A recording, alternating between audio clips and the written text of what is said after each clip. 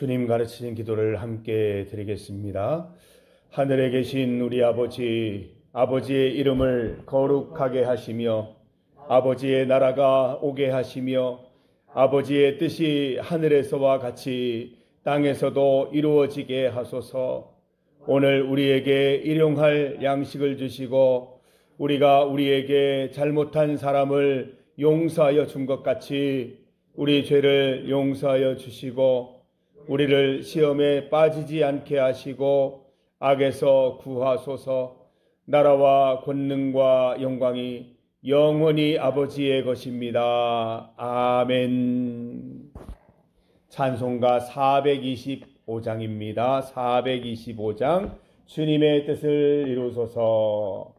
425장을 함께 찬송드립니다. 주님의 뜻을 이루소서. 고요한 중에 기다리니 진흙과 같은 날 빚으사 주님의 형상 만드소서. 주님의 뜻을 이루소서. 주님 발 앞에 엎드리니 나의 마음속을 살피시사 눈보다 희게 하옵소서. 주님의 뜻을 이루소서. 병들어 몸이 피곤할 때 권능의 손을 내게 펴사 강건케 하여 주옵소서. 주님의 뜻을 이루소서. 온전히 나를 주장하사 주님과 함께 동행함을 만민이 알게 하옵소서.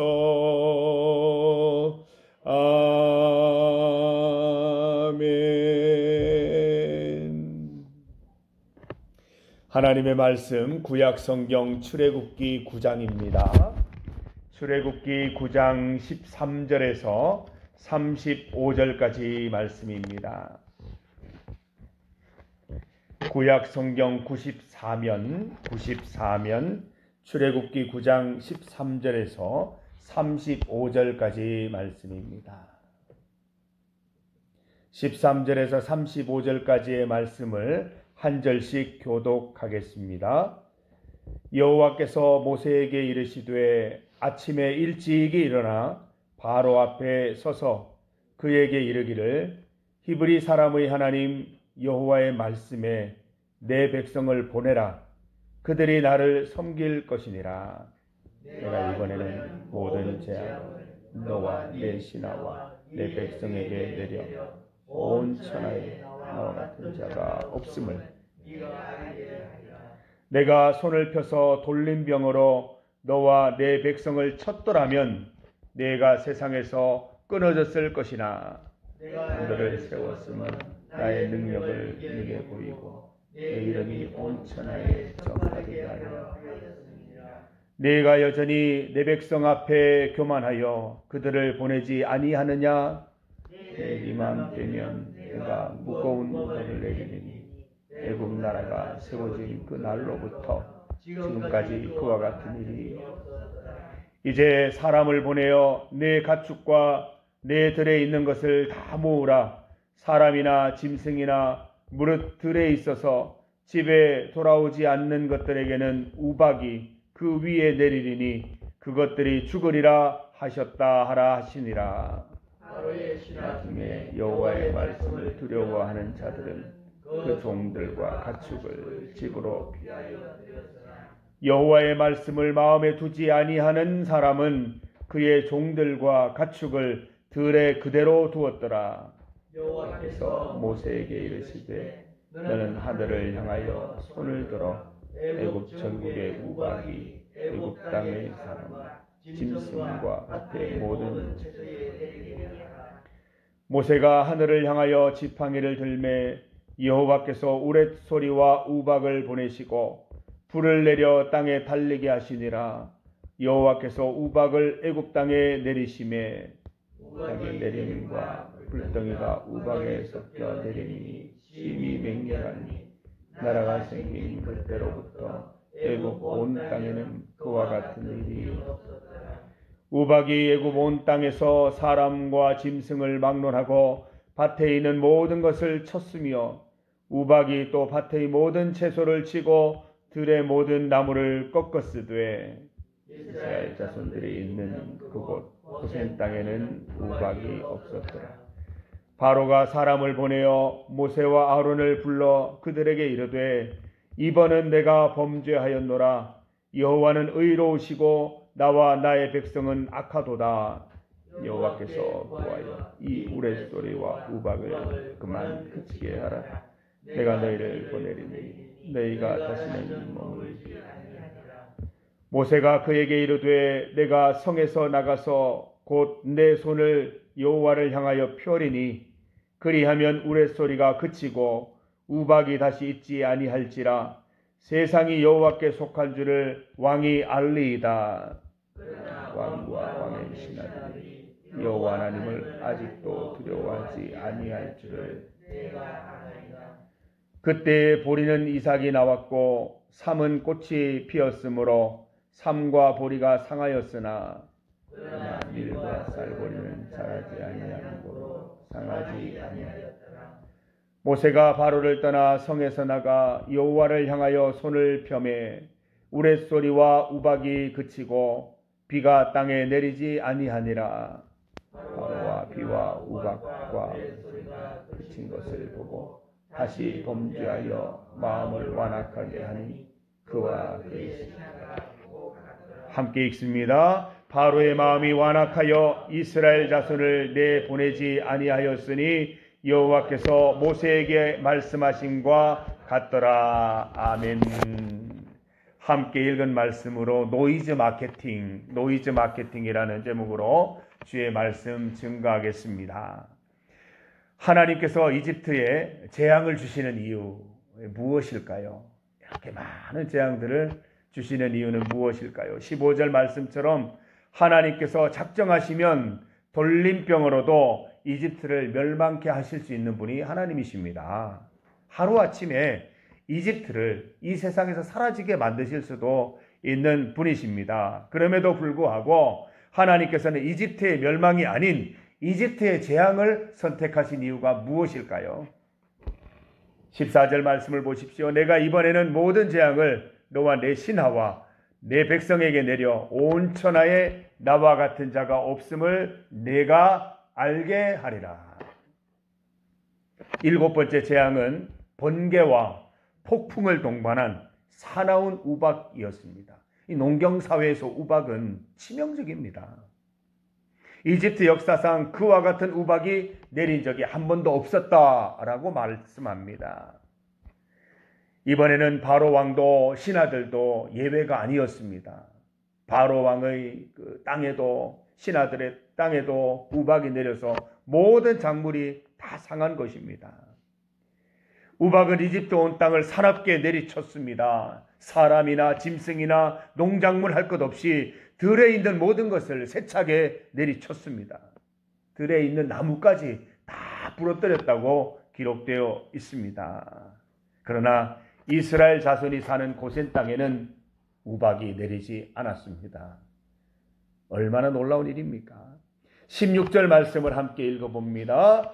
내가 너를 세웠음은 나의 능력을 네게 보이고 내 이름이 온 천하에 전파되게 하려 하였음이니라. 하나님께서 이집트의 멸망이 아니라 이집트의 재앙을 선택하신 이유가 여기 명백히 나와 있습니다. 첫 번째는 하나님의 능력을 바로에게 보이고, 두 번째는 하나님의 이름이 온 천하에 전파되게 하시려는 그 목적이 있었던 것입니다. 하나님께서 이집트에 재앙을 주신 이유는 하나님을 알리시기 위함이었습니다.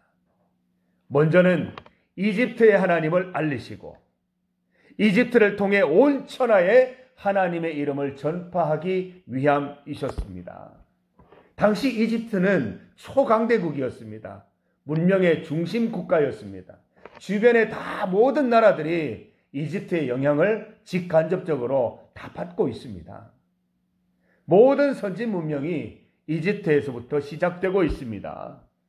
주변의 모든 나라들이 이집트를 주목하고 있고 이집트에서 일어나는 일들에 큰 관심이 있습니다.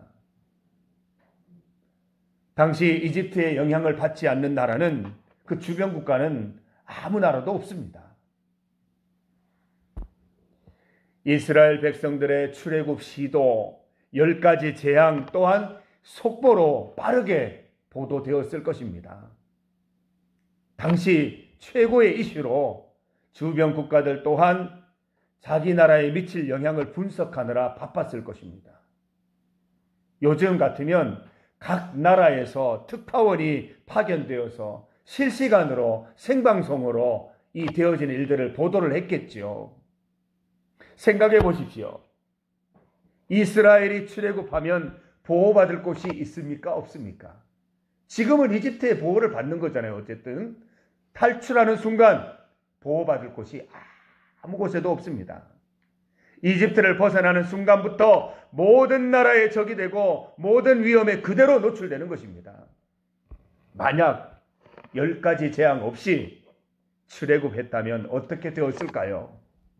출애굽과 동시에 수많은 이민족의 공격을 당했을 것입니다. 전쟁을 피할 수가 없어요. 한 걸음 나아갈 때마다 전쟁의 위험이, 전쟁과 맞섰어야 했을 것입니다. 가나안에 도착하기 전에 수많은 전쟁으로 이스라엘은 초토화되었을 것입니다. 하나님은 이집트에 10가지 재앙을 베푸시면서 동시에 온 땅의 주변 국가들의 하나님의 능력을 경고하십니다. 잘 봐라. 이스라엘을 건드리면 이렇게 된다. 이스라엘 건드리면 가만두지 않겠다. 나는 이스라엘을 보호하는 자다. 적극적으로 알리시는 것입니다.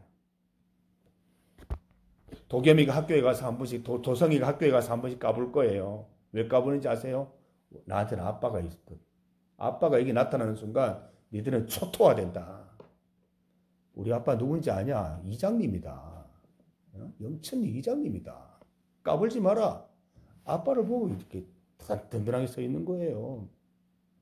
이스라엘 백성들, 내 등 뒤에 하나님이 계시니까 든든하게 서 있는 것입니다. 하나님께서 말씀하십니다. 내 백성이다. 건드리지 마라. 건드리면 이집트처럼 된다. 온 천하에 전파하고 계시는 것입니다.